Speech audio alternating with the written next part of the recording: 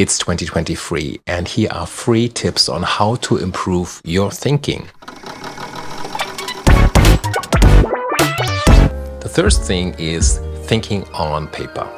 Actually, this is a classic book, and I think today the idea of writing on classic analog paper is kind of modern again. We all have our journals and we note things down. Could be a to-do list, could be a bullet journal or whatever. But I still love this book, and it really emphasizes to not maybe think of writing or see writing as a process of putting our thoughts onto paper. So it's not that mechanical process, but really to see writing as a generative act of thinking itself. When we write down, kind of so much from our unconscious can unfold if we let go of any, interpretation, criticism of what we write. You can call it free flow writing, you can call it creative writing. Professor Pennebaker came up with the term of expressive writing. He found out that after 4 to 5 days of continuous writing for 15 to 20 minutes a day can help our well-being, can help us to overcome objections and challenges. And today, I really encourage you to really think on paper, to use paper as a medium where you can put your thoughts. I'm always amazed when I get up in the morning. I need 2 free coffees in the morning, but even without having any coffee, any meal, and I sit down and I write something, I always wonder what astonishing, amazing thoughts come out of me just from the unconscious. So I think thinking on paper is a great tool to partner with your unconscious. Like the unconscious mind is always, always on. It's hardly to stop our brains on thinking. But thinking on paper is a great moment that you can allow yourself to see what's going on. Like David Eagleman talks about the unconscious mind in such a way that, sometimes we have this moment of consciousness and then we think, oh, I just have a great idea right now. And the unconscious mind is telling to the conscious mind, whoa, hey, wait a minute, I've been thinking on this idea for months. And I think thinking on paper gives us kind of this window to look what is going on inside of us and to see that as a reflective practice. You see what you're writing down.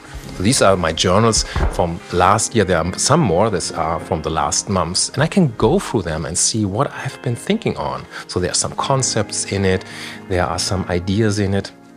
And yes, I also see sometimes there are worries, sometimes there are hopes, sometimes there are new projects, some great ideas that came up. And so it's also kind of an archive of our ideas, like a second brain. But in the moment, I really would say, yes, it's a process of generative thinking. So I encourage you to either read the book. It also deals with procrastination and other items that are quite modern today. And really to take a pen and paper, maybe right now, and just write for 10 minutes. And the idea is just to write without criticizing your text or thinking too much about what to write, just letting kind of the pencil go wherever it wants to go. And when you come to the moment that you're thinking I don't know what to write or to think anymore, then kind of you just write that down, because we kind of think in waves and pauses, and then the next thought will arise. I bet my little finger on that. The second thing is to think with walking. Take a walk in the park. And there's a beautiful quote from Søren Kierkegaard, the famous philosopher, who said, I walked myself into my best thoughts. And many writers like Charles Dickens saw their walks on every day as part of their writing, hence as part of their work. So the inspiration for the writing came from their walks. There were many thoughts evolving, and it's kind of backed up with science today, because we know when we are exposed to nature, to go into woods or into a park, our stress system is calming down. And from that mental state, we have the capacity to come up with new ideas, with unusual ideas, with breakthrough ideas, whatever. You can just be in awe and wonder of nature and have so many beautiful thoughts. So taking a walk, thinking while you're walking, consider this as an act of generative thinking while you are exposed to nature. I think it's a beautiful thing. And the third thing I want to recommend is to think with a partner. And this goes back to an idea from Nancy Kline and many other wise listeners who have developed this over the last 40 years. And the idea is to really sit with a thinking partner. You can also do it in a group setting, but I will talk about this in another video. So really imagine you're sitting with someone maybe you trust or someone you even don't know. It could be me. You can just leave me a comment and we set up a little thinking session. It could be for 5 minutes. It could be a thing for 10 minutes on your Monday morning before you start into the week. It could be also 1 hour. I really want to think about this. I have a decision to make, like a life decision, a business decision, whatever. Or you just want to plan something through. And my part as your thinking partner would be just to provide you with my generative attention. Nothing less and nothing more. I would give you the promise of no interruption. And just think of that for a minute. Just think of meetings we had last week, of family situations, of situations with your friends. How many times a day are you interrupting or are you being interrupted? And every interruption kind of falls into your thinking process, right? Even sometimes we want to be kind and we kind of finish someone else's sentence because he or she is looking for a word, something like that. But it's kind of always like kind of an inception, it's kind of an interruption of the ongoing thinking. And the more you become aware of that, you will notice how much interruption during a day, whether in a dialogue, whether in a conversation, or even some outer interruption is happening. At the same time, there's some inner interruption sometimes happening. The most impulses come from inside of us.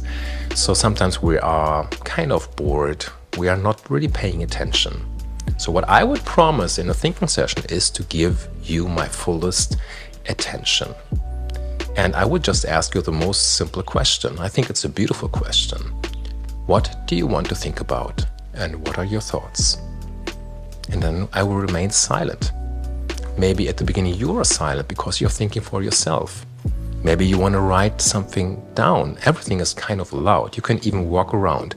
But I will remain my focus and my attention onto you to provide you with my attention. And there's something magically happens. I've seen many breakthrough sessions. I have seen emotional sessions. I have seen sessions where decisions were made. And at the end, you kind of commit and write down your commitment. The beauty is that the mind thinks in waves and pauses. This is quoting Nancy Kline. And I really can relate to that as a surfer and as someone who's going to the ocean every day when I can and swim there and so on. But it's kind of that nature has kind of designed us to think in waves and pauses. So right now I'm coming to a pause and thinking what to do next. And then kind of a new thought emerges. But the beauty is that if you are not interrupted in that moment, you come to further thinking. And sometimes we even hit kind of limiting assumptions. Sometimes you think like, oh, I can't do this, or can I really do this? Can I really trust this? And then a lot of times people kind of overcome their own assumptions in such a thinking session. But also there's a help, there's a tool, like a methodology built in. So if you would say, Motoki, I'm kind of stuck here, can you help me? The one thing I can just say is, what more do you think, feel, or want to say? And that will generate a lot of more thinking.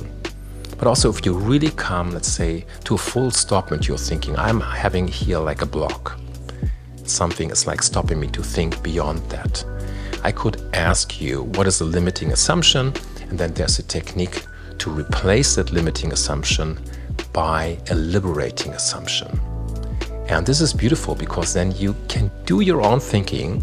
You're not influenced by my thinking, but you will do your thinking. I will guide you a little bit through the process by asking the most simple questions. But I will promise not to interrupt you. I will completely let you rely on your thinking capability. And that's the beauty of it. So these are the 3 things. One is thinking on paper. The other thing is taking a walk into nature. And the third thing is to think with a partner. I hope this was helpful for you. So if you want to explore a thinking session, or if you have some comments or some questions about it, I would love to get your comments. And see you soon.